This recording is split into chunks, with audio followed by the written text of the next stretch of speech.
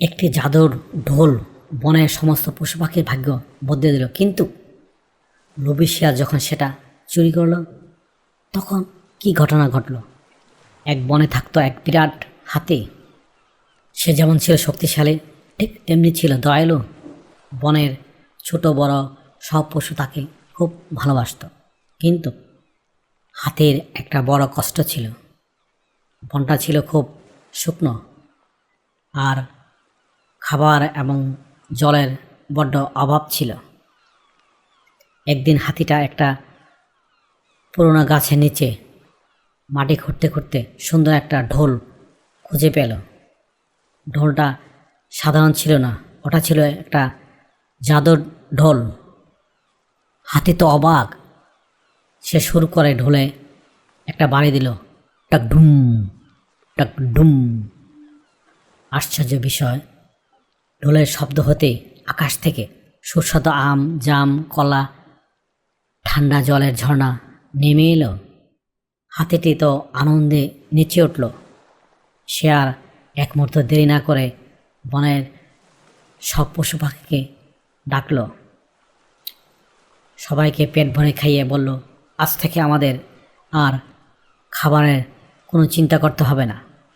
সবাই তো খুব খুশি হলো। কিন্তু আনন্দের খবর শুনে এলো এক লোভী শিয়াল।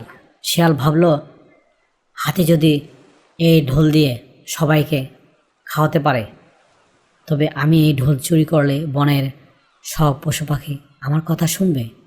আমি হয়ে যাব বনের রাজা। শিয়াল পরের দিন সুযোগ বুঝে ঢোলটা চুরি করে এক গভীর জঙ্গলে লুকিয়ে ফেলল। হাতি সকালে উঠে দেখল ঢোল নেই। পুরো বনে হাঁকডাক পড়ে গেল। সব পশু পাখি মন খারাপ করে বসে রইল। একদিকে লোভী শিয়াল ঢোলটা সামনে নিয়ে মহানন্দে বসে আছে। সে ভাবল, এখনই একটা বড় বোঝ হবে। সে একটি বাঁকা হাসি হেসে ঢোলে জুড়ে বাড়ি দিল, টক ডুম।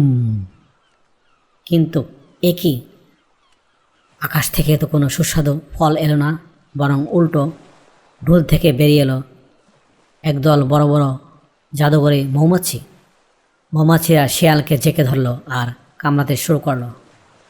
এদিকে শিয়াল বিপদে পড়ে চিৎকার করে বলতে লাগলো, ওরে বাবারে বাজারে, ওরে বাবারে বাজারে, গেলাম রে, কে কোথায় আছিস রে বাজারে। এই বলে চিৎকার করতে করতে শিয়াল দৌড়ে পালালো। দৌড়াতে দৌড়াতে সে সোজা গিয়ে পড়ল হাতির সামনে। হাতিকে দেখে শিয়াল কান ধরে কান্নাকাটি শুরু করলো, আমাকে বাঁচাও, আমাকে বাঁচাও, আমি আর কখনো চুরি করব না। তোমার ঢোল আমি নিয়েছিলাম, এই নাও তোমার ঢোল। দলে হাতির সঙ্গে সঙ্গে মৌমাছিদের শান্ত করলো। শিয়াল তার ভুল বুঝে ক্ষমা চাইল আর ঢোলটাও ফেরত দিয়ে দিল। হাতিটি মুচকি হেসে ঢোলে আবার বাড়ি দিল, টাক ডুম। মুহূর্তের মধ্যে মৌচাক ফিরে গেল এবং পুরো বন আবার সুস্বাদু ফল আর মিষ্টি জলে ভরে উঠল। সব পশু পাখিরা আবার আনন্দে নাচতে শুরু করলো। এই গল্পে এই শিক্ষা হলো যে পরের জিনিস চুরি করা বা লোভ করা একদম ভালো নয়। সৎ আর দয়ালু হলে সবার ভালোবাসা পাওয়া যায়। Thank you for watching. Please subscribe.